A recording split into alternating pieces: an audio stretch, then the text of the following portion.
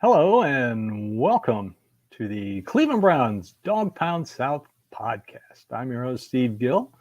Uh, this podcast is part of the Fanatical L's Network, which is part of the Fans First Sports Network. Another Victory Monday. How about that? Dominating Victory Monday. Let's just call it that. It was a dominating defensive effort by the Cleveland Browns. And of course, they're starting a rookie were without their best running back and their second best running back and their best tight end and one of their best wide receivers. But still, the Browns poured it on and kept the pressure on all game. I guess the big, besides the defense, the big talking points today will be Deshaun Watson. Yes, he threw the ball long. Yes, it looked like everything was going well. There are a few things that are concerning. Of course, I'm going to find a few things. He was kind of holding on the ball too long. He bailed out a couple times when he shouldn't have. He's not really getting to his second and third options effectively. You can see a little indecision still, and the timing is still off. But, the last time he played was week 3. I don't count the beginning of the Indianapolis game because he wasn't ready to play. But he needs to throw to somebody else besides Cooper and Njoku. The last 2 full starts he's had. Well, let's start with this game. To Cooper and Njoku, he was 9 of 11, 165 yards and 2 touchdowns. Okay, that's great. He needs to start looking at other wide receivers. He needs to get through his progressions a little faster, but that will come with time. Defense, what can you say? Delvin Tomlinson, Shelby Harris. It seems like it's a different guy every week that steps up and just plays well. Again, Jordan Elliott had a good game. This defense is just, when they get into the right situations, a rookie quarterback, they feast, and they should. But I've seen rookie quarterbacks in the past carve them up a little bit. So I will take this. Is this team good enough? Is this defense good enough to carry him to the Super Bowl? Well, we're going to find out next week. They have to go to Baltimore with first place in the AFC North on the line. So let's see what I'll wait and let's see what they do against Baltimore. They only allowed net yards. Now, net yards takes into consideration sacks and tackles for loss. Net yards, they only allowed 58 net yards. That's impressive. The other top 4 fewest net yards allowed, number 1 is 58 yards against Arizona. Number 2 is 94 yards against Tennessee, same Browns defense.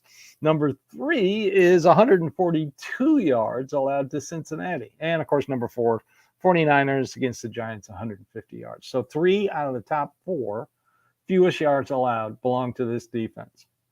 Very impressive. So let's talk a little bit about the game. Like I said, Deshaun Watson came out a little slow. Let me take that back. They got a first down, and then they had the punt. I was fine with that. I'm not going to sit there and complain about that. The guy hadn't really played since week 3. So I am not here to roast Deshaun Watson. I still think there's a little hesitancy in his play. I want to, watching this game, I want to throw cold water on the notion by some in the media that he doesn't want to play anymore. And that's a load of crap. That didn't look like a guy who doesn't want to play anymore.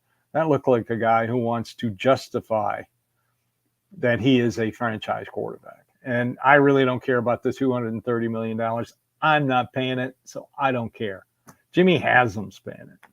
So he looked good. He warmed up as the game went on, threw the long ball, a couple nice long passes to Amari Cooper, who I am just stunned how often he gets open.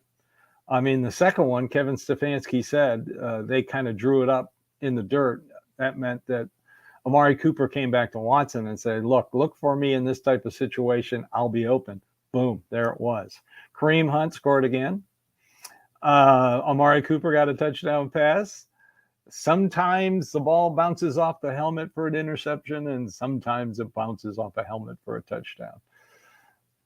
I never thought I'd see games where the ball bounces the Browns' way. At least this is the third time that the Browns have gotten breaks, and they're 5-3. 5-3. Think about that. 5-3 without Jack Conklin, without Nick Chubb. Your starting quarterback's only played, how many full games has he played? 4, I believe. 4. 4 full games. Half the games that they played, you had your third string quarterback start 3 of them, and a 5th-round rookie start 1, and he only found out like an hour and a half before the game.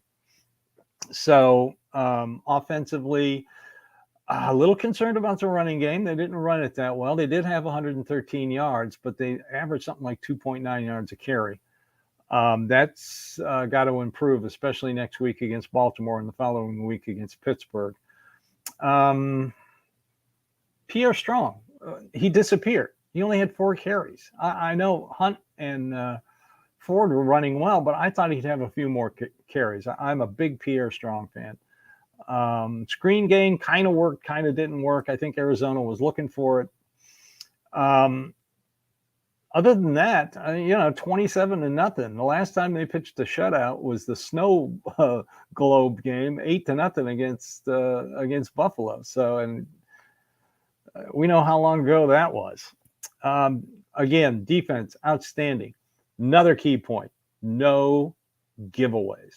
They got 3 turnovers, and they didn't give the ball away. That makes a big difference. In the Indy game, those turnovers kept Indy in the game. If they had not turned the ball over against the Colts, I think that outcome would have been a lot more decisive. What else? I'm thrilled that he's back, and he's looking like he could play well. Let's look at his last 2 complete games, Tennessee and yesterday, Arizona. 73% completion rate, 8.1 yards per attempt, 6.4 percentage in TD percentage, 0 interception. The last 2 games he's started. Full games he started, Tennessee and Arizona. So I'm looking forward to him getting his timing down a little bit more, and completing passes to somebody besides Amari Cooper and David Njoku, and the back out of the backfield, which, he's got to get a little quicker in his progressions. It's just timing. I know there's people out there that hate Deshaun Watson, and no matter what he does, they're going to hate him. But it's just a little timing issue. The more he plays, the better the timing comes. So another bad news. Looks like Jedrick Wills is going to be out for the year. Had to be carted off. So that means the James Hudson era is now started at left tackle. I got a feeling you guys are going to really miss Jedrick Wills. Let's hope James Hudson has learned from his mistakes in the past. Luckily, DeJuan Jones returned, who's turning out to be a very good offensive lineman, a very good right tackle. They're not switching him over to left tackle. They're not moving Batonio to left tackle. James Hudson's going to come in, but they're probably going to have to go out and sign another tackle. I would hope they sign a veteran, because Leroy Watson doesn't really do anything for me. I know they signed him last week. I don't think he could be gotten up to speed in time, but they're going to have to sign an offensive lineman. So that was the bad news. Great interceptions by Denzel Ward and Taki. Good Lord. Ward looked like a wide receiver on that. Again, excuse me, good defense beats bad team. And they should. So next up, we have the Baltimore Ravens. Excuse me. Baltimore Ravens in Baltimore. This is going to be an interesting game plan for Jim Schwartz. I mean, the last time they played in Cleveland, DTR found out he was starting like an hour and a half before the game. So did the defense. Too many turnovers, too many mistakes. I think it'll be different with Watson. Excuse me. I think they're opening up as a 5.5 point favorite, which sounds about right. They're not going to get carried away and make them a double-digit favorite, even though, wow, Baltimore just destroyed Seattle. They allowed Seattle to have 6 first downs the entire game. 6. And they ran the ball for something like 290-something yards. That's just incredible. Pittsburgh in Cleveland, always a tough game. I got to wait and find out what's going to happen at this Baltimore game before I can even think about Pittsburgh. Got to be 1-0 this week. And speaking of coach 1-0 every week, Kevin Stefanski is growing as a head coach. He is doing a lot better. Did you notice when they kicked the field goal and there was a penalty on the defense, he didn't take the penalty. He took the points. That's growth. That's growth. 2 years ago, he would have taken the penalty and tried for it on fourth down. He still goes for it on fourth down. I don't blame him. That one fourth down call, their defense is playing spectacular against a rookie. Yeah, sure. You go for that every time. So I'll just make this quick. There's not a lot to really talk about. Everybody's waiting for Baltimore. Cincinnati, of course, has won 5 in a row. Pittsburgh beat Tennessee on Thursday night. No big shock there. Titans going into Pittsburgh with a rookie quarterback. Doesn't bode well for them. All teams have a winning record, and if the playoffs started today, all 4 teams would make the playoffs. Is that going to continue? No, I don't see that continuing. Teams got to play each other. Cincinnati and Pittsburgh have pretty easy games this week, I think. Cincinnati hosts Houston, and Pittsburgh hosts Green Bay. I don't know, though. C.J. Stroud. Looks like Carolina took the wrong quarterback. That kid is phenomenal. I watched the end of that game.